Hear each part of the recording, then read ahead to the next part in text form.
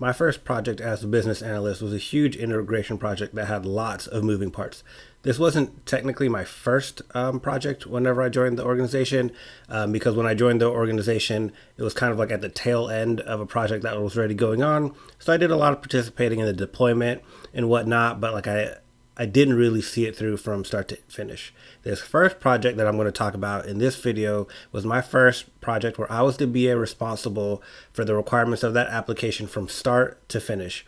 There were key differences between the two projects, that first project that I deployed and this current new one that I was going to be a part of, and that kind of led to some failures on my part, but we'll get to that when we get to that. So the larger program was a result of an acquisition of another company, and the overall program was about how we're going to move all those processes from the acquired company into my larger company. To complicate things, we acquired this organization partially because we liked some of the way they were doing certain things. They were doing some things more efficiently and just better. So it wasn't as simple as, okay, we acquired you. You guys all do it our way now. We kind of had to figure out what we keep and what we let go of. This company had homegrown applications as well as over-the-counter applications that were customized to meet the nuances of their business. And prior to my joining the project, the higher-ups had already kind of hashed out which applications would stay, which applications would go away completely. Basically, this meant which applications would just get plugged into our existing environment and systems, and which applications had to move all of their features and processes into one of our existing applications. I was responsible for the front-end application used by our B2B resellers who subsequently sold to smaller businesses, and this was one of the applications that was staying. Initially, it was thought that this would be a simple plug and play, and so I, who was a pretty junior business analyst at the time, could probably handle it. I had discovered pretty early on that there was one guy responsible for these resellers, and he was kind of responsible for most of the features and functionalities of this application. So it made it really easy to dig into the application and see what was being sent, and I could pretty much go ask one guy why it existed, what it impacted downstream, etc. This is kind of where I made my first mistakes. I trusted that one guy way too much, to the point where I would just trust him to speak on the behalf of other stakeholders. So he might say something like, oh, we don't really use that feature anymore. I'm not really sure why it's there. So I would just label that feature as, obsolete or a non-priority. To put it in an example that most people could understand, it'd be like asking you which features of your car are the most important and that you use the most. After all, you use your car every day, so you likely know what matters and what doesn't. Then I point out there's this little tiny square box on your front bumper, and you say, well, I don't even know what that is, so you could probably just get rid of it. We don't really need it. And then one day, your engine dies on the side of the road. You call a tow truck, and the tow truck guy is like, okay, why don't you have a tow hitch? So anyway, I missed requirements because I didn't dig deep enough, and I kind of trusted that he knew it well enough. And to be fair, he was absolutely the most expert business stakeholder within the scope of what I was working on, but that didn't mean he knew everything. There were other stakeholders that had features that made an impact in their space, and it cost us rework to get it done right, and I should have just verified things and dug a little deeper. The next learning experience for me was underestimating the severity of downstream impacts. On my first project that I mentioned at the start of the video, it was a company-wide intranet, so basically content management. It focused heavily on publishing roles and permissions, mostly who can add what and then who could see what. There was really no transactions or like downstream impacts. This current new big project was pretty much all transactions and so many moving parts. To try to sum it up at a high level, my application tool was used by resellers or indirect customers to place orders, and we were keeping that application and we were just plugging it in. I had a counterpart working on the tool used by internal employees to place orders on behalf of our larger direct customers. It was a totally different tool and it had a totally different feature set, and this tool was going away. And it had to be completely integrated into one of our existing tools. Both of these tools fed into the same order processing application. That application was being replaced.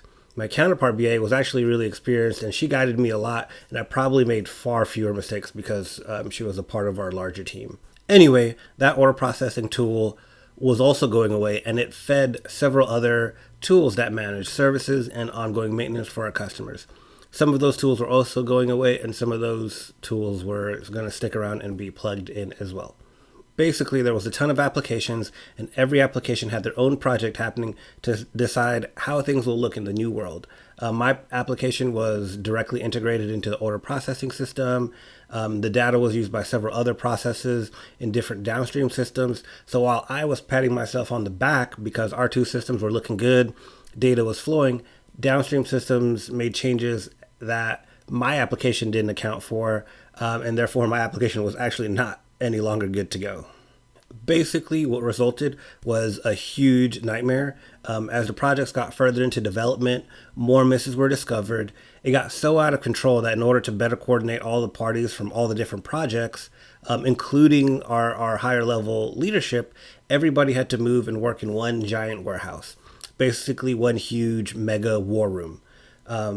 This way, there was really no waiting for emails or email confirmations or verifications because you could basically see everyone you needed at all times. It was actually pretty effective. In some ways, it kind of sucks because a warehouse lacks many amenities of like an office space built for people doing that type of work. But on the other hand, I got to meet face to face so many different people I may not have had the opportunity to and network with like a lot of senior leadership and make those connections as well. When end-to-end testing began, that's when I learned how well I really did as a BA. Because my application was a front-end application, there was a lot of eyes and pressure on me and my team in the beginning because every failure or miss had to be fixed and researched by me and my team, and the whole program couldn't progress until we got our fixes in. And I was fortunate that I had a manager who kind of anticipated things would go like this. So before end-to-end testing began, he actually encouraged me strongly to take some vacation time, get my head on straight, so that way when we come, I'd be energized and ready to go because things were probably going to get intense and stressful, and it certainly did get intense and stressful. Even after the initial phase of end-to-end testing, when things were found downstream, they often meant changes for front-end applications that I was responsible for. So I was never really off the hook during the whole testing process. Things just became less my fault and my team's fault. Overall, it was a huge learning experience. It worked out nicely that I was pursuing my certification at around the same time. So not only did I see firsthand essentially how being a mediocre business analyst impacts a project on a pretty large scale and how my manager finessed conversations with his fiery management, I also got to learn via studying for the certification how I could have done things so much better. Things like several different modeling techniques I could have used to help me ask better questions and lead discussions better. That time was in fact when I started very aggressively working on all my BA skills and challenging myself to constantly be better. I attended conferences, training. I even started a website where I could share what I was learning with other BAs so they could challenge my knowledge and help me grow, which actually eventually led to this YouTube channel. To kind of sum it up, when you don't do your job well as a business analyst or fail to gather clear requirements, what you're really doing is creating rework. It's not like a school project where if you don't do a good enough job, you just get a failed test grade and that's it. Like you don't get to walk away from it. What happens is you just get more work at the back end, and that more work becomes much more expensive in terms of your time as well as the resources of your entire organization, including the dev team and the testing team and everybody else involved. So it's really about cost and rework more than like 100% pass, 100% fail, throw it all away or keep it all kind of thing.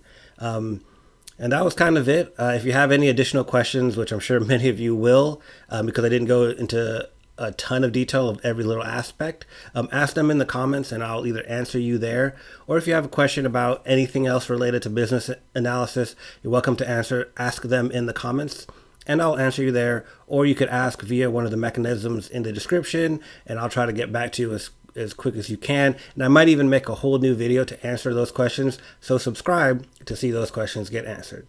Thanks for watching.